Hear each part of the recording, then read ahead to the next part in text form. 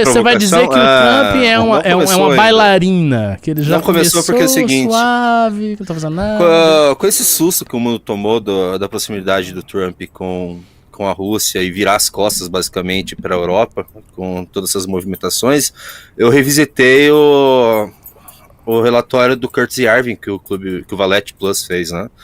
E eu vi lá que realmente ele só tá seguindo uma receita que o próprio Curtis Yarvin deu numa entrevista pro New York Times.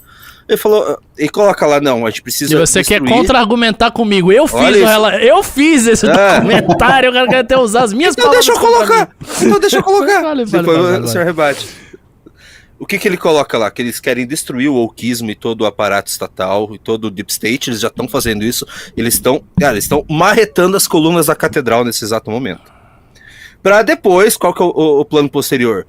Começar a ensinar as pessoas que a democracia é algo ruim, porque eles querem colocar o César americano, né? Eles querem fazer o CEO da América, né? Uma espécie de CEO da América. Que eles já começaram também. Essas ações que o Elon Musk colocou de mandar um e-mail para o que você fez essa semana? Que deixou todo mundo puto lá nos Estados Unidos. Você chegou a ver essa, professor? Para todo funcionário público, o Elon Musk mandou um e-mail. Cite 5 ações que você fez essa semana. Os caras ficaram muito bravos. Porque não era esse. O lance do e-mail não era esse. Era assim, cite 5 coisas que você fez essa semana. Basicamente, o que você produziu essa semana. No trabalho. Você não no trabalho, como se fosse assim, uma auditoria normal de qualquer empresa grande de tecnologia, o cara fala, o que você fez essa semana? Aí ele passa lá na inteligência artificial para avaliar. Mas o pulo do gato não é isso. O pulo do gato é que junto ele falou assim, quem não responder o e-mail vai ser considerado que pediu demissão do trabalho. Aí e muita gente foi demitida, já estão demitindo, né? Surtou, né? Aí mas então, só para terminar, para passar para o professor e para você, que é uma coisa muito importante que a gente precisa ver isso que vai acontecer, o que está acontecendo, até para a gente pensar de uma forma, no próprio livro amarelo, como lidar com essa situação num futuro próximo, que o mundo está mudando. E lá o Curtis Yarvin, no relatório, isso já não estava no relatório do clube, eu vi fora, falando sobre, não desacreditar a democracia, mas falar, cara, a democracia é ruim, a democracia está acabando, a democracia falha. E ele usa exemplos, porque as pessoas agora adoram esse ente chamado democracia liberal, né? Boa, democracia liberal, mas todo mundo odeia as instituições dessa democracia. Você odeia os políticos. Se você fala, você gosta de democracia? Sim. Você gosta dos políticos? Não. Você gosta do judiciário? Não. Você vai citando todos os elementos que formam uma democracia liberal, você é contra todos. Ou você tem crítica a todos, mas você não pode criticar a democracia. É isso que ele coloca lá. E sim, o surgimento do César americano. Então, assim, eu acho que ele está começando de leve. Por isso que eu falei que está começando de leve. A gente não viu ainda essa tentativa da formação do César americano. Eu acho que vai depender desse plano deles funcionar. Eu acho que tem grandes chances, tá? Eu acho que tem grandes chances porque está envolvido ali as maiores mentes do mundo e as pessoas mais poderosas hoje do mundo. Entre eles, o homem mais rico do mundo, Elon Musk. Eu acho que a gente está vivendo realmente uma mudança, o Renan Santos comentou, a gente está vivendo uma mudança de paradigma social da sociedade, e talvez o fim da democracia liberal. Inclusive, eu acho que ele fez um podcast, eu vou ver depois, o podcast sobre a opinião dele, sobre um possível fim, professor, da democracia liberal.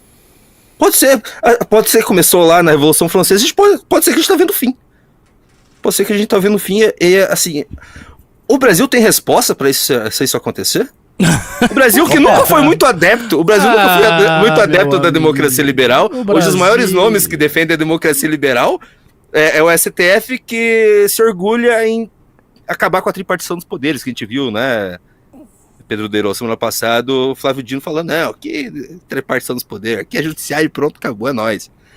Então é isso, eu vi poucas pessoas, depois que aconteceu essa movimentação do Trump, de virar as costas para a Europa, ter algum tato de falar, cara, acho que o Brasil precisa começar a pensar melhor militarmente, começar a se armar. Eu vi 2 políticos tratar isso só, além do MBL, mas políticos grandes, eu vi o Sérgio Moro ter sabe? Essa consciência, e o Paulo Eduardo Martins, os dois, inclusive, são rivais aqui no Paraná. Só isso que eu vi. Eu não vi mais ninguém tratar dessa coisa. Eu acho que a primeira coisa, quando os Estados Unidos virou as costas pra Europa, eu acho que vai ter uma corrida armamentista no mundo inteiro. O Brasil deveria, né, pelo menos pensar a respeito, ou ter algum plano, e eu não vejo isso. Enfim, o mundo está mudando. Você acha que essa minha análise é errada, professor? Essa minha análise baseada no que você escreveu no relatório? Você sabe que a autoridade é igual cabelo, né? Uns tem, outros não.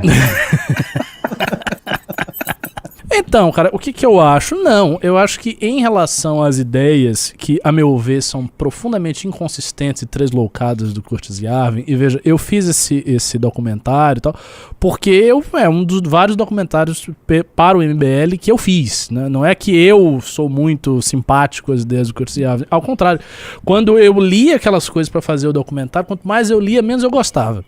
Eu não acho que são ideias muito consistentes, eu não gostava da maneira como ele enunciava essas ideias, eu acho que estão cheias de falácias aí, e obviamente é um tipo de construção política que agrada aos patrões dele, aos seus aliados, as pessoas que deram a ele o espaço que ele teve na direita, Peter Thiel e companhia. Por quê? Porque esses caras são CEOs, eles são grandes empresários, são tubarões da iniciativa privada. Então, se você vem com uma teoria que diz, olha, o Estado Democrático é uma bosta, isso aqui não serve. Sabe o que é legal? É transformar a América numa grande empresa onde os caras que produzem, os caras que são mais arrojados, dominariam politicamente esse país e eles dariam as cartas. Bom, isso parece muito conveniente para quem está nesta posição. Então eu acho que é muito mais isso, não tanto a qualidade do trabalho do Curtis Yarvin. Eu achei que ele simplesmente é um blogueiro, muita coisa assim, sabe, mal construída ali na argumentação dele. É muito diferente de você ler um teórico que tem formação meio pesada. Você vai ler, sei lá, um Charles Taylor ou um John Rawls, um cara muito famoso aí na democracia liberal mais à esquerda. É outra coisa, a maneira como esses caras constroem um argumento, como eles pensam, como eles vão desenvolvendo, o background histórico, a forma de leitura da própria história, é muito diferente da forma como a gente vê em autores populares como Curtis Yarvin. Então, assim, eu não acho que ele tá com essa bola toda. Mas em relação, sim, às ambições excessivas que estão contidas ali, de fato, Trump está começando devagar. Mas eu, sinceramente, acho que tem muita coisa que está nessas teorias que não será efetivada. Eu não vejo o Trump sendo o novo César. Eu acho que ele tem um mandato presidencial que é agora. Ele corre o risco de não ser reeleito se esse mandato não for bom. Ele tem que fazer um bom mandato. Ele não pode, ele é o segundo mandato dele, ele não vai concorrer mais.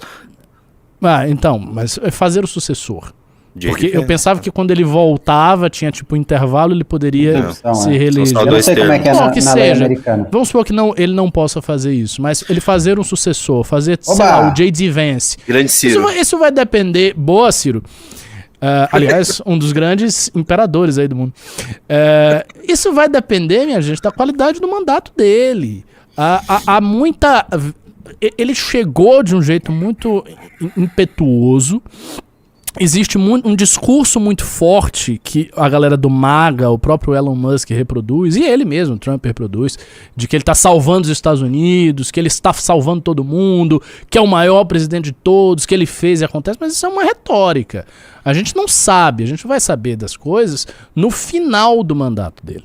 Quando houver o final do mandato, você vai retrospectivamente olhar o que aconteceu e avaliar o mandato inteiro. Se as decisões dele de política externa foram boas, se as tarifas que ele está impondo a todo mundo foram boas e vão resultar no que ele quer, aí você vai saber... Sobre as tarifas, eu tenho um parênteses. Pode fazer, pode falar. Tá.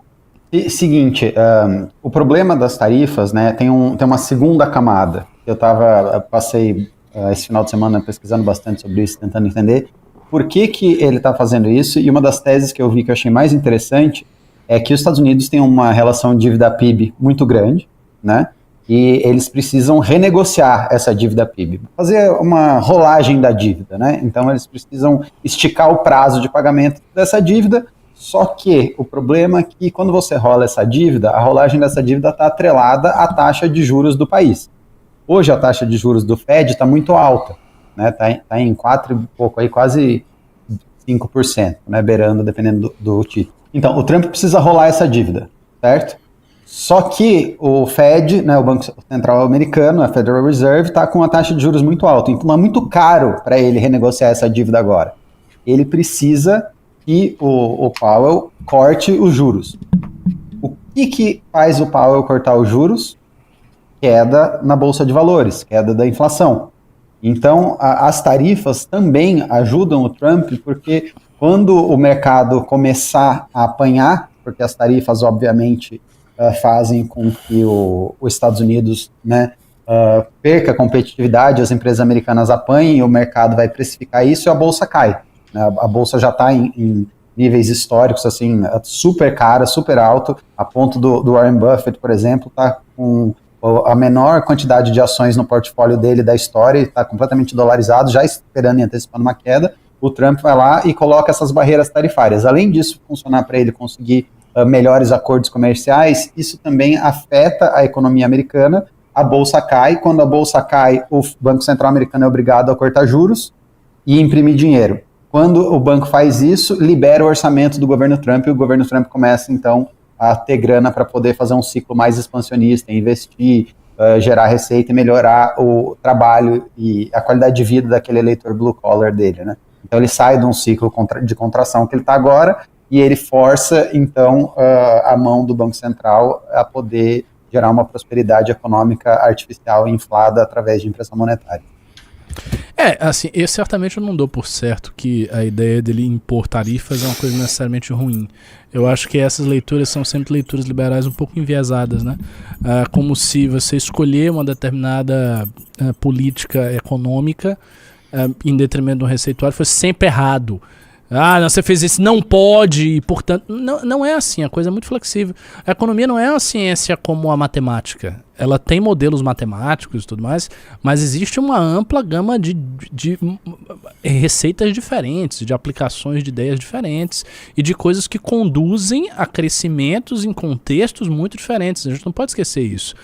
Se fosse uma coisa tão simples, haveria uma receita básica que todos os países iriam aplicar, independente de qualquer contexto cultural, qualquer contexto histórico, e eles chegariam sempre ao mesmo resultado. E não é isso que você vê no mundo. Você vê países, por exemplo, que você tem um setor estatal muito forte, como é o da China, com um monte de empresa estatal, com um banco estatal poderoso e tal, crescendo. Você tem outros países que não têm isso e cresceram em outras épocas. Você tem países que cresceram num determinado momento histórico, quando tiraram uma série de restrições e fizeram uma economia muito pró-liberal, como foi o caso do Chile, com os Chicago Boys, lá a ditadura do Pinochet. Aí você tem outros países que criaram toda a sua infraestrutura em cima de uma economia que não era assim, como foi o caso do Brasil desenvolvimentista de Getúlio a 1970. Depois deu um monte de problema e tal, mas houve esse ciclo. Então essas coisas variam muito. Não acho que os economistas que estão aí ao redor do Trump sejam imbecis, não saibam coisas básicas, lógico, do como funciona, e ele está fazendo isso. Mas, evidentemente, toda a escolha tem também a contraparte negativa, né? E uma das contrapartes negativas que os liberais dizem é que se gerará com essas tarifas uma pressão muito grande sobre o consumidor norte-americano. Então, o consumidor norte-americano que hoje compra produtos muito baratos, ele vai ter muito mais dificuldade de comprar esses produtos. Como é que você acha que isso vai acontecer mesmo? E quais são os impactos? Eu lhe perguntaria, Pedro, até dos impactos eleitorais disso. Porque tem, né? Você está consumindo tudo muito barato e começa tudo a ficar caro. Vídeo Brasil. Ontem o Trump já lançou um post naquela rede social dele lá, falando, atenção fazendeiros americanos, se preparem para produzir a comida para alimentar... Uou! Mais um. Tamo indo bem, hein? Já pensou de ganhar do Renan hoje? Nossa, é isso aí. Boa, Fabiano. Se preparem para produzir alimento e para produzir comida, porque nós vamos botar a tarifa, né, em cima dos outros países produtores de alimento. Então, assim... Não, essas tarifas são só para os fazendeiros, não é para o produtor, não é para o consumidor. Exato, a Janja, né? A Janja tarifa. Quem vai pagar é o fazendeiro. Eu não aguentei. Ela disse isso, foi?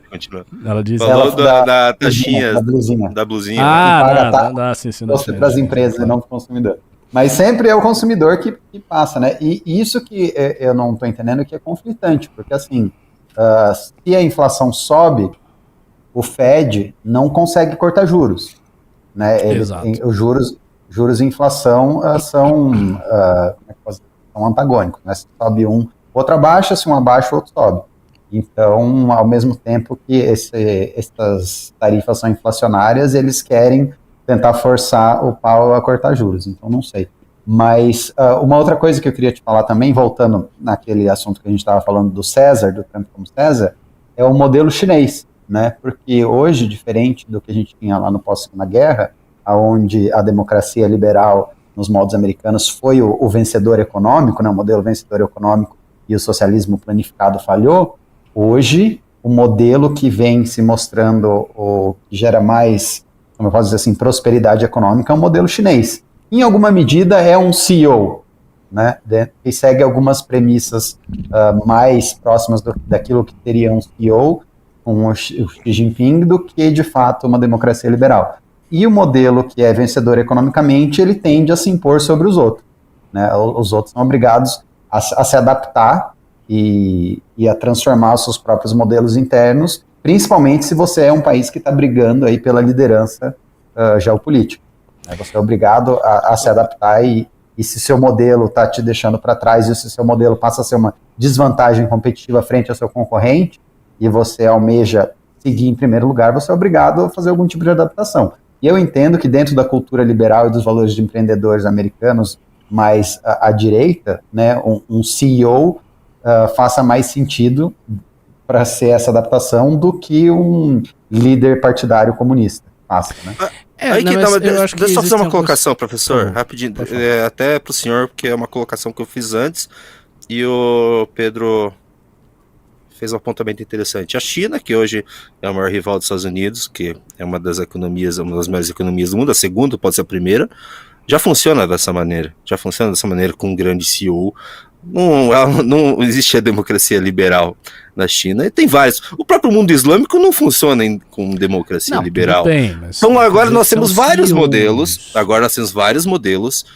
e um desses modelos, que é a China, que não é democracia liberal, vindo em destaque. E agora nós temos o líder do país rival, a China, que tem hoje na liderança um grupo de pessoas que quer desfazer essa democracia liberal, ou enfraquecê-la, para colocar ali o próprio César. Mesmo assim, o senhor não acha que existe um risco para a democracia liberal hoje? Não é isso.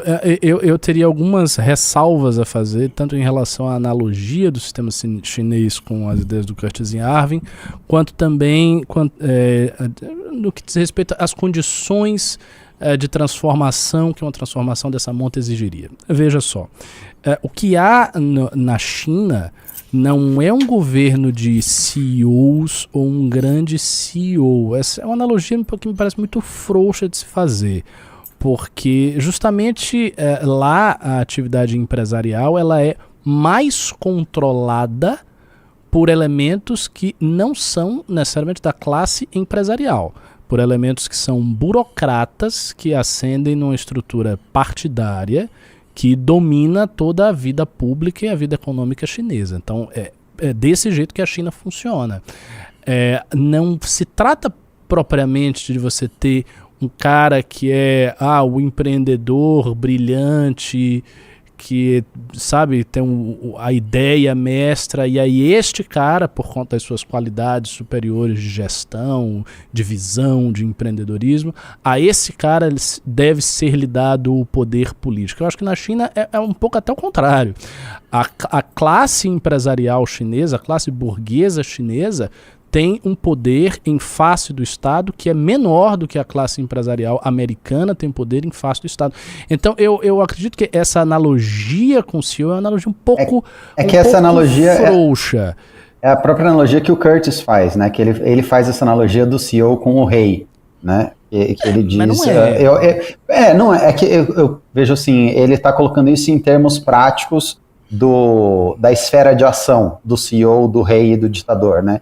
No final ele tá falando de monarca, professor. No final o Crazy tá falando, nós queremos um monarca, mas para ficar mais palatável até para a sociedade americana com 250 anos de democracia, fala, não, nós precisamos de uma monarquia aqui nos Estados Unidos. Mas é justamente isso. Quando você vai usar as categorias políticas, você começa a fazer várias analogias, você vai confundindo vários planos, e aí você chega a conclusões que não são sustentáveis pelo modelo que você foi querendo montar ali.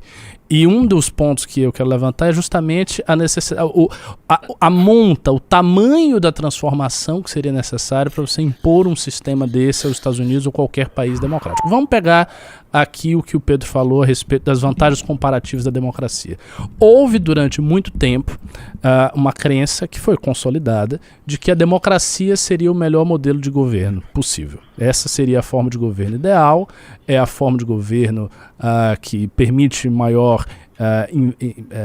desenvolvimento econômico, maior liberdade, maior autodesenvolvimento pessoal e por aí vai. Então as democracias elas deveriam ser espalhadas como esse modelo de governo. Ora, na prática, como é que as democracias foram espalhadas? Porque elas foram espalhadas em alguma medida, mas existem registros históricos de... Então, não só na bala, mas com as sublevações e revoluções de regimes que existiam. Por exemplo, você pega o leste europeu. Os países do leste europeu que não eram democracias eram países que eram governados por ditaduras de molde stalinista. Então era assim na Romênia, era assim na Polônia, foi assim na Alemanha Oriental, era assim na Hungria, diversos países, era assim nos países bálticos. Aqueles países estavam sob um regime que funcionava aos moldes stalinistas da Rússia, né, do centro lá, do poder soviético. Ora, como é que a democracia foi feita ali? Houve revoluções populares, mobilização em todos esses países, que levou a uma implosão dos regimes, implosão do regime romeno, implosão do regime polonês, implosão da divisão da Alemanha, e aí com a implosão desses vários regimes, a democracia se estabeleceu ali. Em alguns casos, como por exemplo, as tentativas, muitas delas malogradas, de se estabelecer democracias no mundo islâmico. Então o que você tem? Você tem lá ditaduras no mundo islâmico, e aí você tem sublevações que buscam derrubar essas ditaduras e instaurar uma democracia. No caso específico do mundo islâmico, com peculiaridades, porque é uma democracia muito pouco democrática. A democracia da Irmandade Muçulmana, que tem restrições. Enfim, mas é um modelo de democracia. De qualquer maneira, eles tiveram eleições. Por exemplo, no Egito eles tiveram eleições, Mohamed Morsi ganhou as eleições, foi preso depois porque houve um golpe de Estado. Então, para a democracia se alargando como forma de governo dominante, ela tem que promover sublevações do que está ali. Então eu imagino que para o sistema chinês ir se alargando pelo mundo e se espalhando pelo mundo, eu imagino que processos parecidos com o que aconteceram com a China e com os países da Ásia, que tem um modelo semelhante, exemplo de Singapura, teriam que acontecer nos países ocidentais. Então a gente teria que ver estes fatos históricos acontecendo.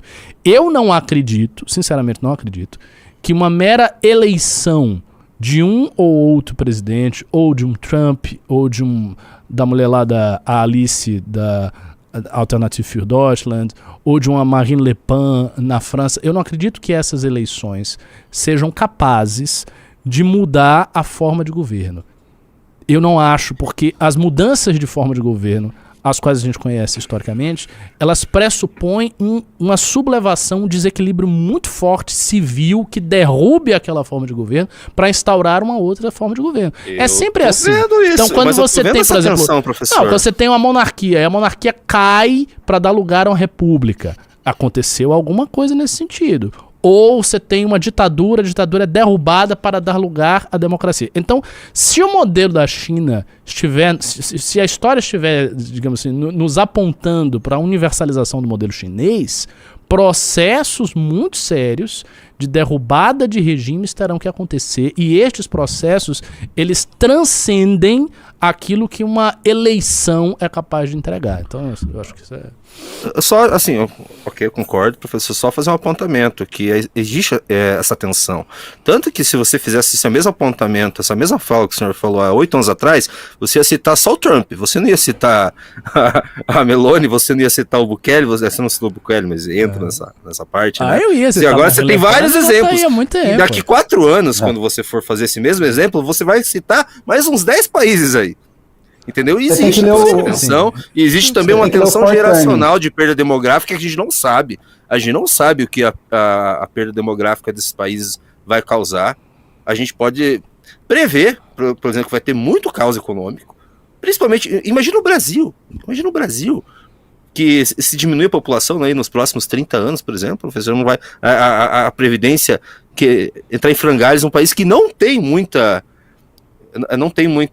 vamos dizer assim, gosto pela democracia liberal desde o início. O Brasil, a República no Brasil nasceu de um golpe de Estado, nasceu de uma revolta tentou popular. Dar um golpe, né? Agora, só aconteceu isso agora. E ele tinha apoio popular. Assim, já para pensar que se ele não fosse fraco, ele teria dado o golpe se ele não fosse um frouxo? Ele teria dado um golpe com apoio popular. Não, que os Estados Unidos não teriam permitido na época, mas hoje permitiriam, viu? Hoje permitiriam. Aí que tá. É engraçado isso, a gente tá andando na linha. A gente falar de permissão americana, né? É engraçado isso, porque justamente a democracia é o regime que os Estados Unidos implementa nos países que ele tem alguma diversidade para enfraquecer aqueles países. Né? Então, assim, é um insight muito interessante. Né? Os Estados Unidos vai lá, tem um país que ele tem algum problema, algum interesse, a primeira coisa que ele vai lá, ele pega o serviço secreto e se infiltra naquele país e vai lá e ele instala uma democracia lá. E aí aquele país está enfraquecido e a partir desse momento que uma democracia está instalada, ele vai lá e compra os deputados, compra os parlamentares e faz o que ele quer fazer, seja minerar recursos, fazer base militar, que diabo quer fazer, mas ele faz isso através da implementação de democracia. A democracia americana. A democracia americana, aqueles porta-aviões cheios de... O seguinte, eu preciso comentar isso. Antes eu quase explodi em risada aqui, o pessoal tava me perguntando por quê. É que quem foi? A Carla e a Alessa fez um comentário que eu quase não aguentei. Ela falou que a cabeça do Ricardo parece um pé de mendigo. Parece um quê? Um pé de mendigo? O que é um pé de mendigo? É cheio de casca, assim, de uma grande dedão, tudo. Eu ia falar que a vaidade do professor é apenas intelectual, porque ele falou com o desdém do Curtis Yarvin, é um grosso, né? É um grosso. Mas assim, ele é o cara... Ele é muito influente, eu não tô dizendo que ele não é influente. Exato, ele tá influenciando a maior potência militar da história do mundo. Pois é, isso me preocupa. E seus líderes, tá? Okay. Então, ele tem mais influência hoje, por exemplo, que teve Rousseau na época da Revolução. Calma.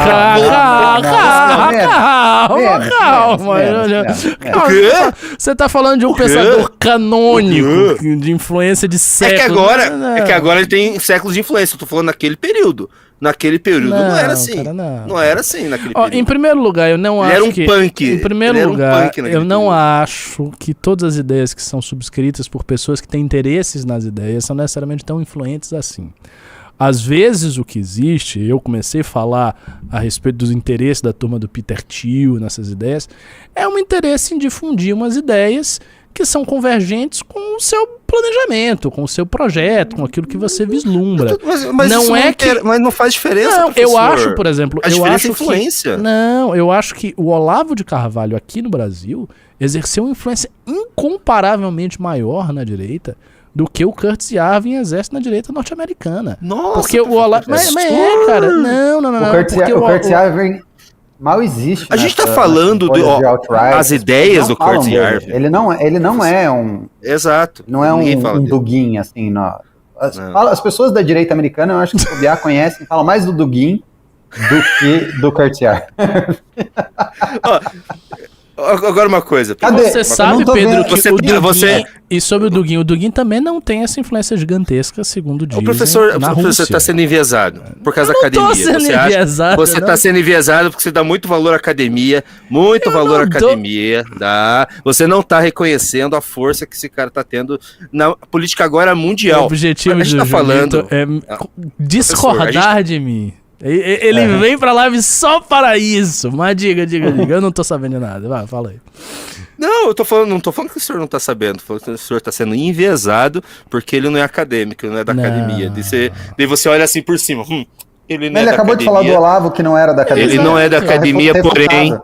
Refutado. porém, as ideias dele estão Tá agindo sobre o líder da maior potência do mundo, está mudando um paradigma, talvez. Não é agora. por causa Talvez do um- Eu discordo. noticiário. Talvez Eu todo Ele tá fim. mudando porque ele quer Eu, mudar. eu acho que o Curtis Yarvin tem uma ideologia pós-fato que serve a um propósito que já existia a priori. Os CEOs já queriam mandar, Mas eles já queriam Eles já querem mandar desde subverter a sempre. democracia.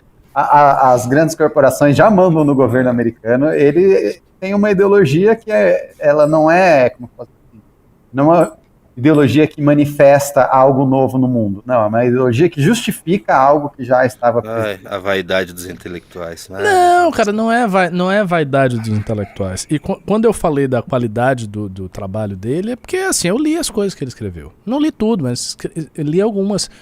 Sinceramente, não tem. E não é a questão de ser academicista. Há uma confusão.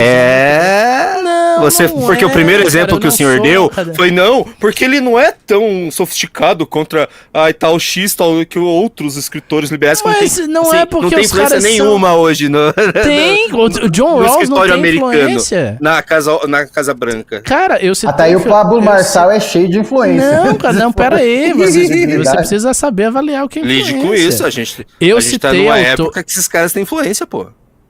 Eu citei autores que têm influência, sim, muito grande em todas as discussões, inclusive influência prática, numa O série Donald de Trump? questões aí. O Joe Ross, não, o Ross tem O muita Rawls tem muita influência. O Rawls é assim, absurdamente grande praticamente influência. um dos criadores da concepção liberal moderna das últimas décadas aí, que é influente, por exemplo, no Partido Democrata e tudo mais.